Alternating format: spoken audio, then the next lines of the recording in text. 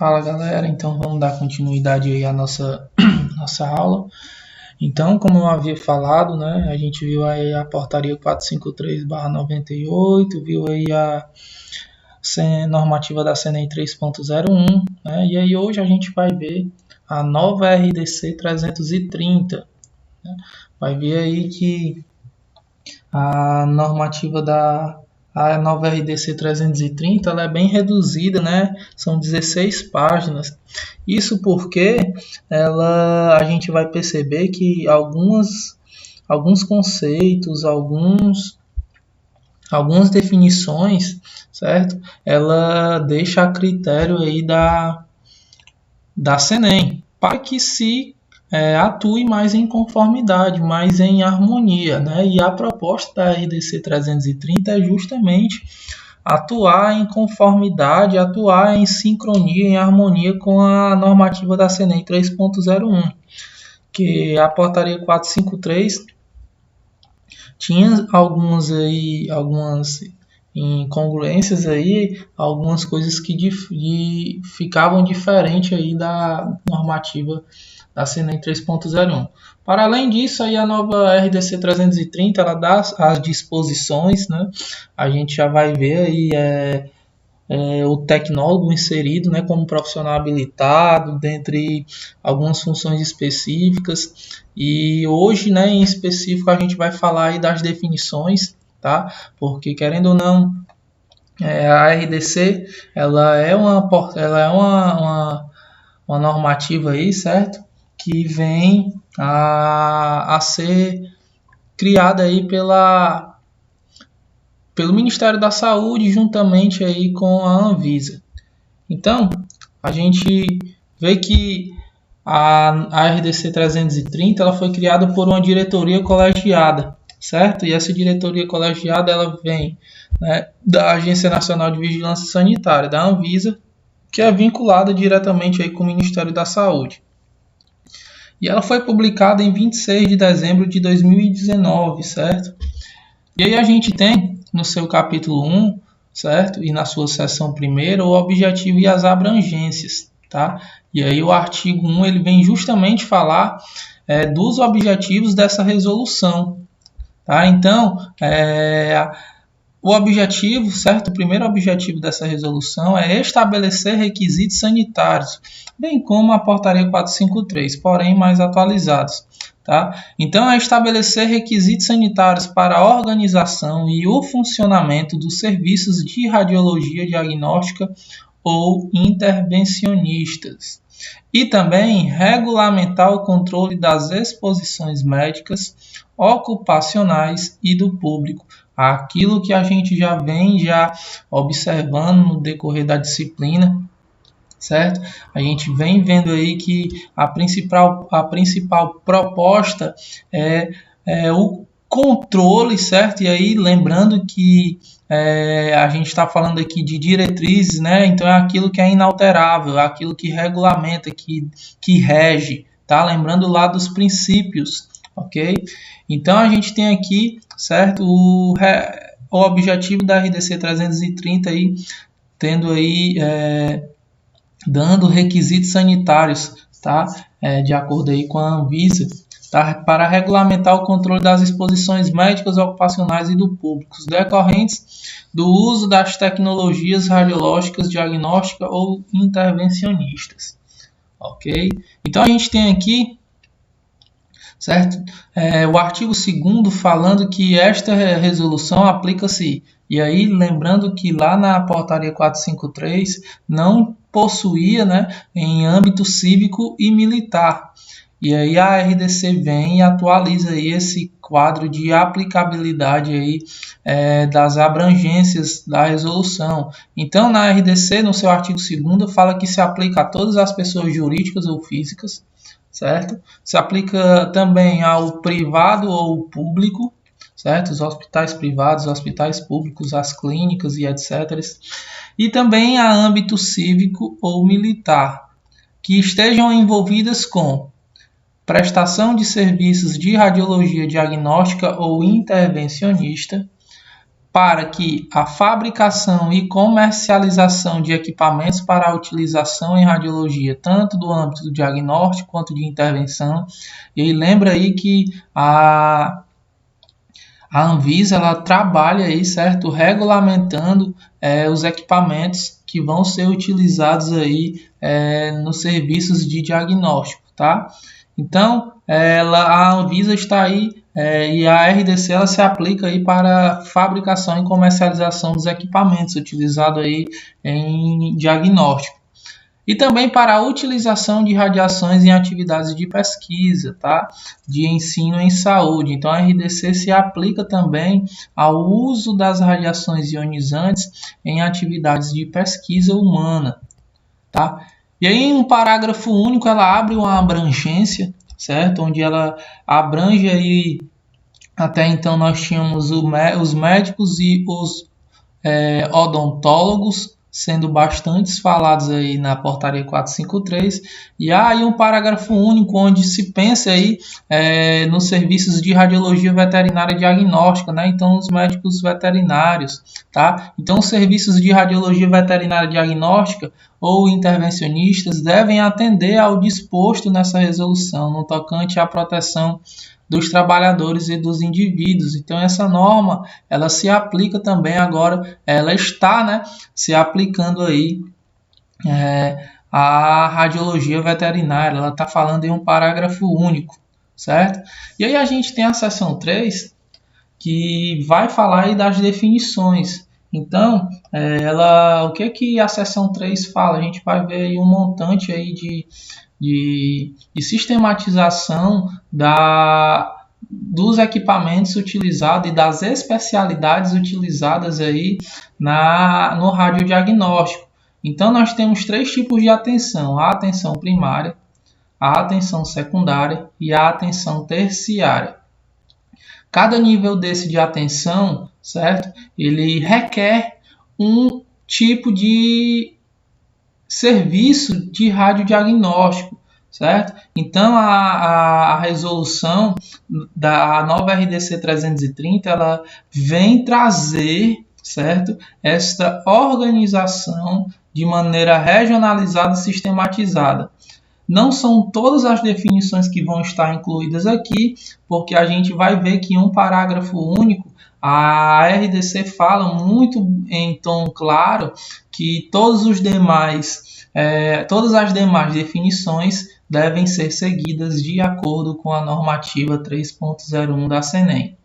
Então, de maneira que a gente consegue observar aqui que a atenção primária, certo? Ela dá uma definição de que a estratégia de organização da atenção à saúde voltada para responder de forma regionalizada, contínua e sistematizada, obviamente obedecendo aos princípios do SUS, a maior parte das necessidades da saúde de uma população. E aí ela vai integrar ações preventivas e curativas, bem como a atenção a indivíduos e comunidades. Então a atenção primária aí se encaixa no posto de saúde, certo? Onde nós conseguimos aí fazer curativos de feridas, fazer procedimentos mais simples, tá? E estar fazendo aí ações de prevenção aí de possíveis doenças, né? Aferição de pressão, vai um procedimento simples, tá? A gente sabe que o SUS aí ele se abrange de procedimentos simples até procedimentos mais complexos. Então a atenção primária ela se aplica aí, certo? De maneira bem regionalizada, contínua e sistematizada, tá? E aí a atenção secundária ela é formada pelos serviços especializados em nível tanto ambulatorial e hospitalar. E aí, se eu trazer um exemplo, certo? Nós temos aí um hospital no qual ele atende tanto em âmbito hospitalar, o serviço de urgência e emergência, onde ele tem uma parte ambulatorial, que é a parte de atenção, né, à saúde do homem. Tá? Então a gente tem aí os homens fazendo exames lá com os urologistas, de maneira que eles fazem esse exame aí preventivo. Então esses serviços eles podem ter uma parte ambulatorial e outra parte aí hospitalar, né? No caso de um hospital de urgência e emergência, também pode ter um serviço ambulatorial de vascular, no qual os pacientes são atendidos e fazem procedimentos aí de média complexibilidade, tá? Como a limpeza cirúrgica, dentre outras. Tá? E aí, esse tipo de serviço ele exige uma tecnologia intermediária entre a atenção primária e terciária. Historicamente, é interpretado como os procedimentos de média complexibilidade, como uma sutura, um atendimento para que se tire uma paciente de um nível crítico, né? Um paciente que sofreu uma perfuração por arma de fogo, ele consegue ser estabilizado e dependendo da gravidade e da quantidade de tiros, certo? Onde ele não precise aí estar precisando de exames mais complexos, a gente vai ver que a tecnologia empregada aqui é uma tecnologia meio que intermediária. Então, desde a correção de uma fratura, onde através de uma simples radiografia a gente consiga identificar a extensão da lesão, se a lesão ela consegue, se o método diagnóstico ele consegue dar um aparato aí para o médico. Tá? Então, esse nível compreende os serviços médicos especializados, né? Então, ele vai ter tanto apoio diagnóstico quanto terapêutico, bem como o atendimento de urgência e emergência. Em Fortaleza, né, trazendo aqui, por exemplo, em Fortaleza, são os frotinhas, onde nos frotinhas nós temos aí esse atendimento aí de média complexibilidade, né? Se nós pararmos para pensar, uma fratura de rádio e una, né, faz-se a cirurgia lá no frotinha, tá? Porém, uma cirurgia aí mais complexa, tá? Ela não é realizada lá.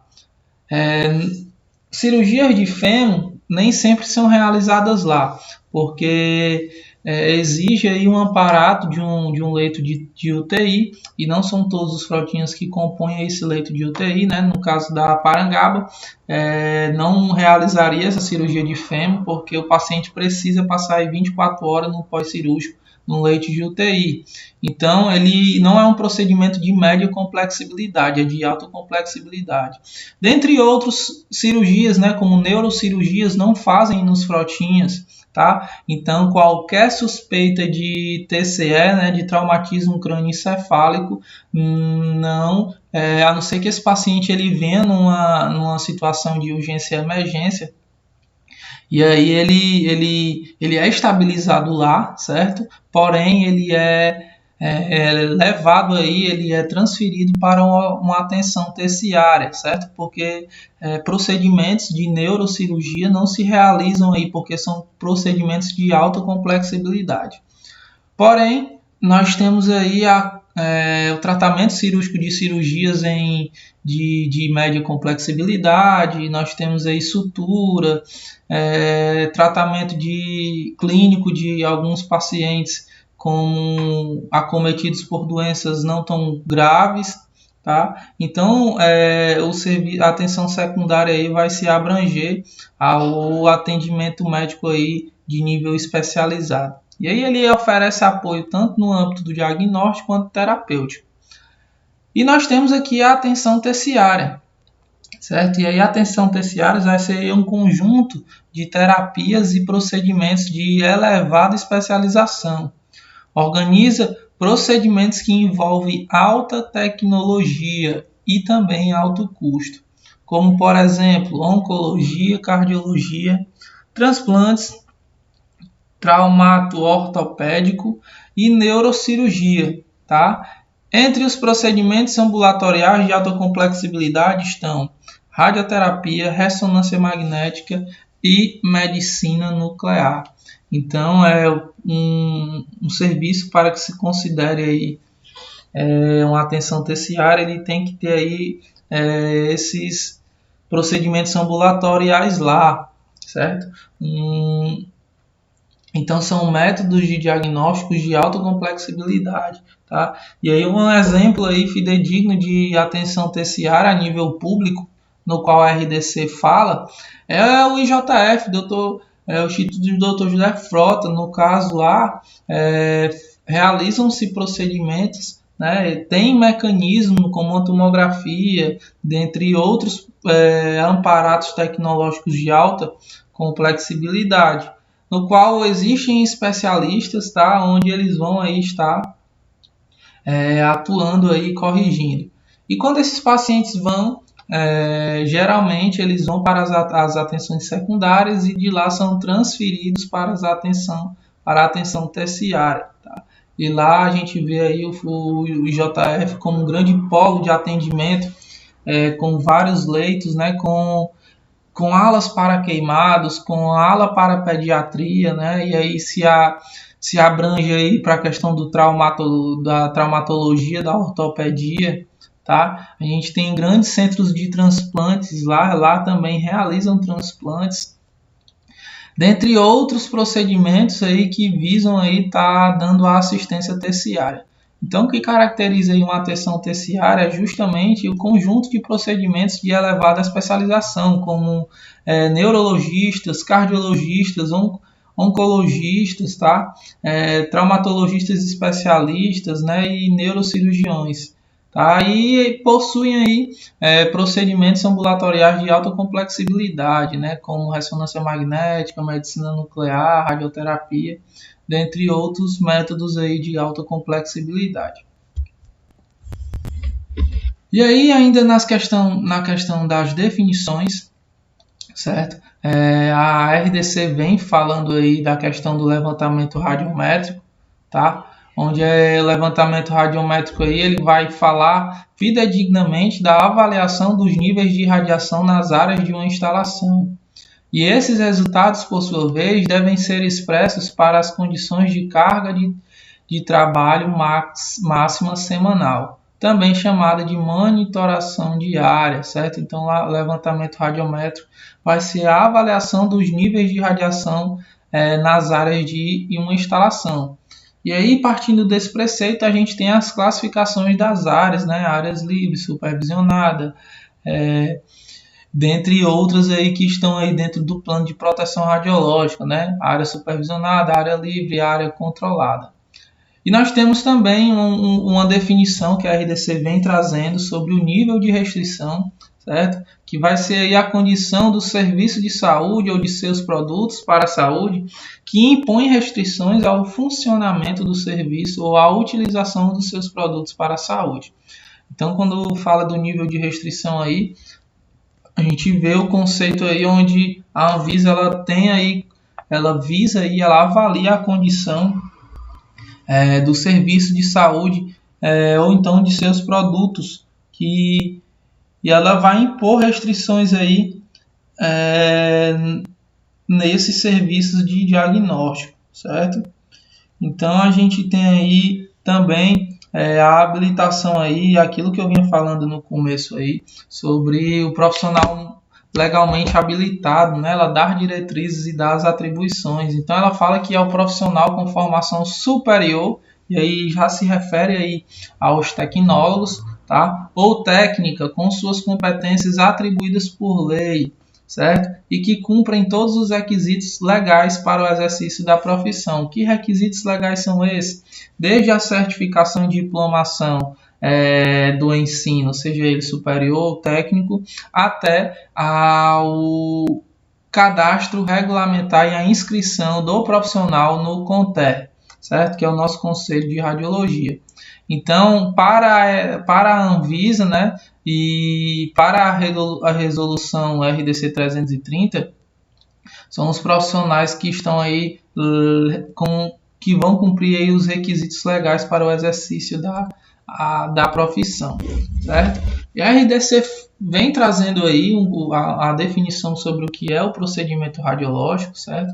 Até então na portaria 453 não tem, certo? Falando assim em específico.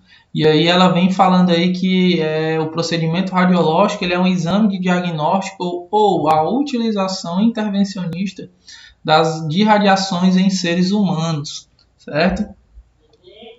E nós temos também o serviço de radiologia diagnóstico ou intervencionista, certo? E aí vão contemplar, presta atenção, contemplam os serviços de radiodiagnóstico médico e odontológico, serviços de diagnóstico por imagem, serviços de radiologia intervencionista e de hemodinâmica.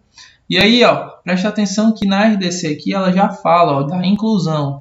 E aí vão incluir os serviços de radiologia médica e odontológica, de mamografia, de fluoroscopia, tomografia, ultrassonografia, ressonância magnética nuclear. Então, vem aí, ela deixa mais claro e de maneira bem explicativa aí a questão dos serviços, né? Quem ela classifica como serviço de radiologia diagnóstica ou intervencionista. Tá? E ela vem incluindo aí a mamografia, tomografia, ultrassonografia, ressonância magnética nuclear. Ok? E ela fala também da questão do responsável legal, certo? E aí nós temos aí na portaria 453, certo? Falando do RT, né, que é o responsável técnico, falando do empregador, e aqui ela vem falando aqui do responsável legal, que é uma pessoa física investida de poderes legais para praticar atos em nome da pessoa jurídica. Certo? Então é aí um responsável legal aí no qual ela ampara ele aí a estar exercendo os poderes legais, né? Para praticar atos em nome da pessoa jurídica. E ela vem também trazendo aí definições dos serviços de saúde, em que a atividade, né, que é a atividade em que há a prestação de assistência ao indivíduo ou à população humana, em que possa alterar o seu estado de saúde. Certo? E aí o objetivo é tanto a prevenção, diagnóstico de doença, tratamento, recuperação estética ou até mesmo a reabilitação do indivíduo a ser atendido. Certo? E aí é realizada obrigatoriamente por profissionais de saúde ou sob supervisão. Por que ela fala ou sob supervisão? Os estagiários, né? Que estão ali treinando para que se tornem esses profissionais. Então a RDC ela vem tirar qualquer brecha que venha aí sobre essa questão do serviço de saúde, tá? E aí ela fala da questão sobre supervisão, no qual nós, enquanto estamos estagiando, nós estamos sob supervisão de um profissional legalmente habilitado. Então ela vem deixar de forma legalizada aí mesmo, certo? Bem explanada aí na resolução de que o estagiário, né, ele pode estar aí atuando aí no serviço de saúde, obviamente sob supervisão. E aí fala também da questão dos testes de constância, certo? E aí o teste de constância vai ser uma avaliação rotineira, tanto de parâmetros técnicos e de desempenho de instrumentos e equipamentos de determinada instalação. Tá? Então o teste de constância aí, ele entra aí já nessa consonância e harmonia. Tá? E aí no seu parágrafo único, né, chega no ponto lá no qual eu vinha falando para vocês, certo? Onde, com o objetivo de deixar a normativa mais em harmonia com a normativa 3.01 da CNEM, em parágrafo único ela fala: as definições adotadas para área controlada, área livre, área supervisionada, carga de trabalho, dose efetiva, equivalente de dose de ambiente. E aí vem exposição acidental, exposição médica, exposição aí normal, ocupacional, dentre outras definições, né, que vão desde o princípio da justificação, limitação de dose, monitoramento de área, certo? Nível de investigação, o que ela fala, a RDC? Ela fala o seguinte, ó, que essas definições são estabelecidas pela Comissão Nacional de Energia Nuclear, certo? Então, ela reduz aí uma série de repetições de definições, né? E aí ela traz só as definições que até então não estão esclarecidas. E aí ela ressalta aqui no seu parágrafo único que para as demais definições fica aí a responsabilidade, né? Ficam aí definidas pela Comissão Nacional de Energia Nuclear, certo? E aí a gente entra aqui no ponto 2, certo? E aí a gente vê aí o artigo 4, certo? Onde ele fala dos serviços de radiologia, né? Ele fala da sua seção 1, da estrutura organizacional, tá? Bastante interessante isso aqui, costuma cair muito, a estrutura organizacional dos serviços em concursos, tá? Onde o artigo 4, o que é que ele fala? Que os serviços de radiologia diagnóstica ou intervencionistas devem implementar a estrutura organizacional que induza tanto o desenvolvimento de cultura de segurança e de melhoria contínua da qualidade da estrutura, dos processos e dos resultados. Traduzindo-se, aí ele fala, o objetivo desses mecanismos aqui, certo? Tanto vai prever a prevenção e o aprimoramento constante dos procedimentos radiológicos em proteção radiológica, quando couber como parte integrante das funções diárias de cada membro da equipe. O item 2 fala da definição clara das cadeias hierárquicas para tomadas de decisão no âmbito do estabelecimento, bem como das responsabilidades de cada indivíduo. Então, o que ele está falando aqui? Pô, eu tenho um responsável legal, né? Então, ele tem a função disso, ele tem a responsabilidade disso. Eu tenho o supervisor de proteção radiológica, ele é responsável disso. E eu tenho o IOE, que é o profissional, ele é responsável disso.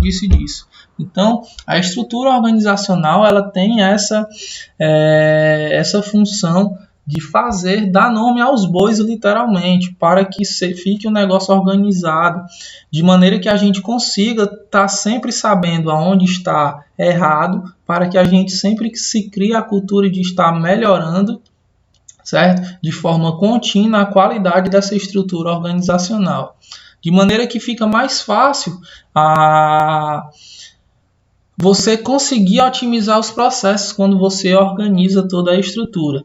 E o item 3 vem falando da adoção de normas, rotinas e protocolos e procedimentos operacionais, tendo a proteção radiológica, quando couber, a qualidade e a segurança como temas prioritários, incluindo a pronta identificação e correção de problemas de acordo com a sua relevância.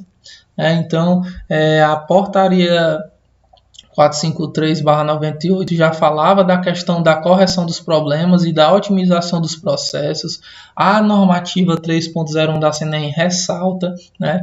E não partindo distante disso, a RDC vem falando aí da questão da adoção de normas, né?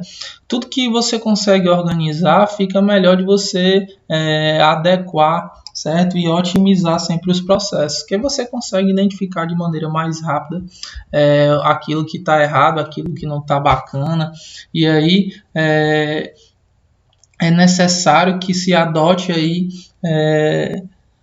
mecanismo e normas, né? Assim como a normativa 3.01 da CNEM, a RDC 330 vem aí, vão ser essas normas aí que os serviços que envolvem aí e empregam aí radiação ionizante vão estar aí partindo, certo? Então, basicamente, a parte 1 da RDC 330 vai ser essa. A gente falou das definições que foram acrescentadas, tá?